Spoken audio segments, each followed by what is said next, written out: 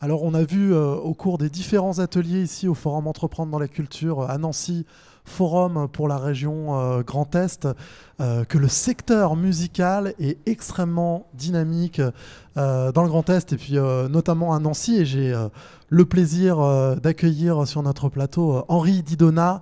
Vous êtes directeur de l'Autre Canal, qui est la grande scène musicale ici à Nancy. Peut-être dans un premier temps, quelques éléments d'identification. L'Autre Canal, c'est quoi?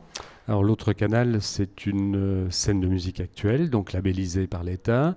C'est un lieu qui est ouvert il y a 10 ans, en 2007, et qui a plusieurs missions, 4 missions. L'appui à la création, on fait beaucoup d'accueil de groupes en résidence. Une partie diffusion qui est la partie vraiment visible du projet, avec une salle de 1300 places et une salle de 350 places. Et puis tout un axe sur la sensibilisation, l'accompagnement des publics, l'action culturelle, et une partie sur l'accompagnement des artistes, avec 4 locaux de répétition et un certain nombre de dispositifs d'accompagnement.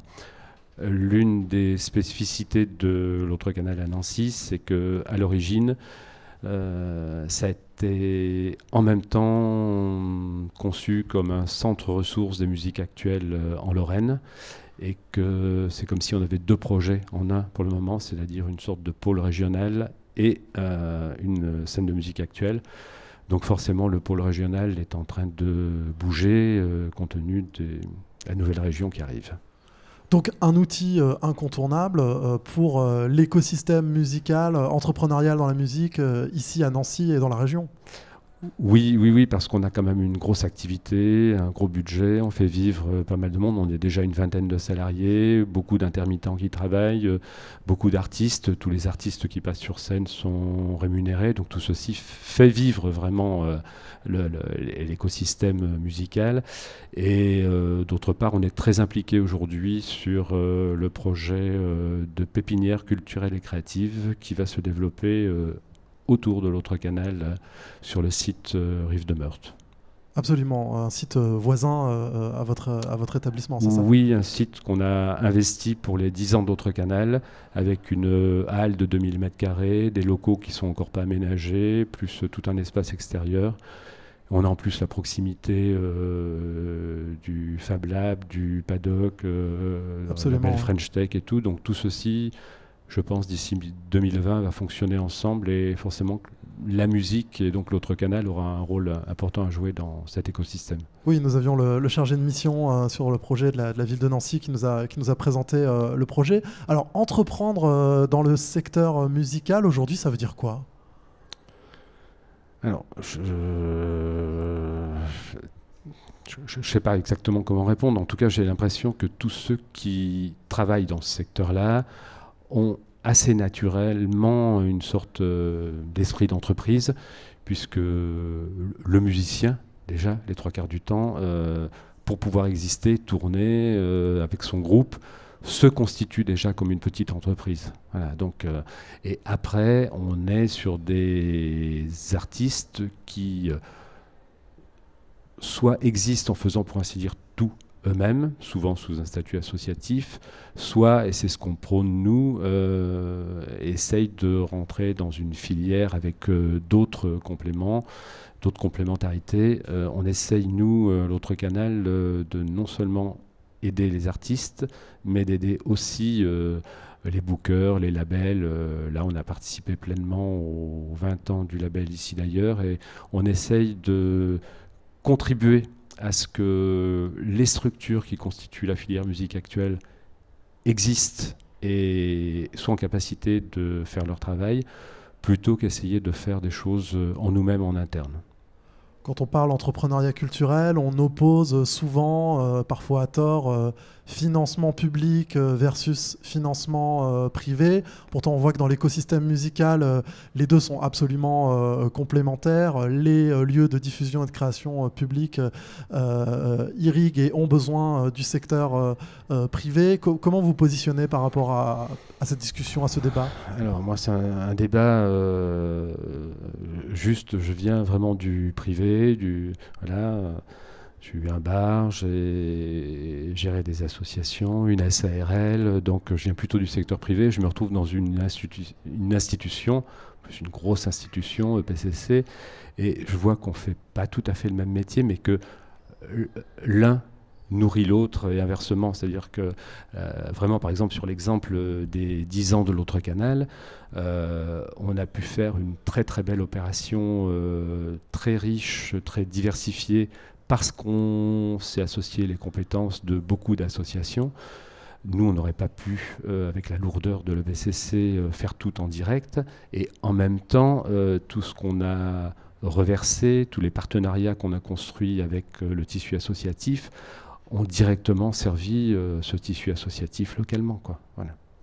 Le modèle économique de la musique a beaucoup évolué ces dernières années. Il y a eu des changements, on est dans une époque de changement, le numérique qui vient bousculer, c'est effectivement des grands sujets, des débats qui ont souvent été abordés dans le secteur. Pour les entrepreneurs, les petites structures, c'est un enjeu important aujourd'hui, la question du modèle économique dans la musique.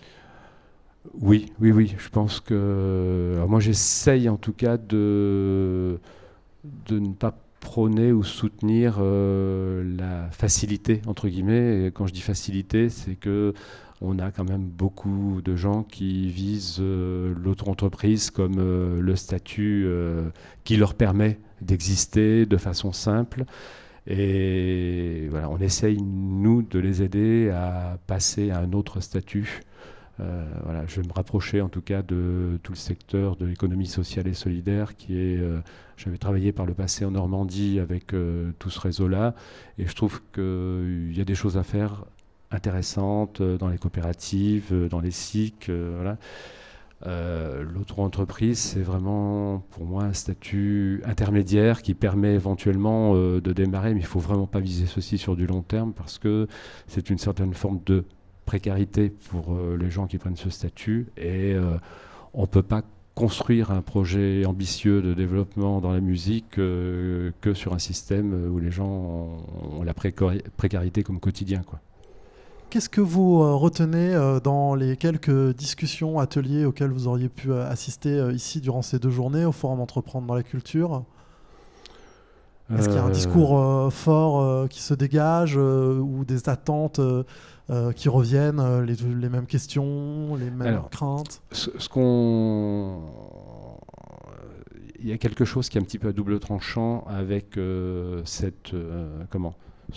fonctionnement, cette attente qu'on voit de parler de plus en plus d'économie au sein de la culture et d'entreprendre au sein de la culture. Moi, je pense que c'est bien qu'on mette vraiment cette dimension économique dans les réflexions des projets culturels en général.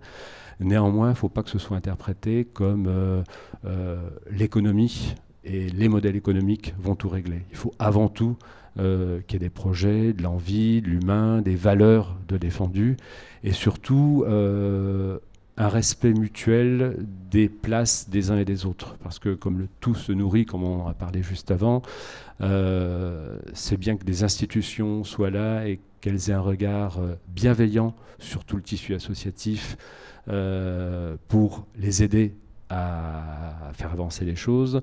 Mais on ne pourra pas d'un seul coup remplacer les financements publics par un secteur privé qui, de toute façon, pour son équilibre, dans ce cas-là, serait obligé de ne plus prendre de risques.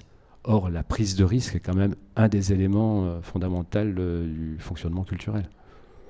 Eh bien voilà, ce sera le mot de la fin. Merci beaucoup Henri Didonnat. Je rappelle que vous êtes directeur de l'Autre Canal, EPCC ici à Nancy, et vous avez participé avec un certain nombre d'autres acteurs culturels aux premières rencontres, premier forum Entreprendre dans la culture dans la région Grand Est. Merci.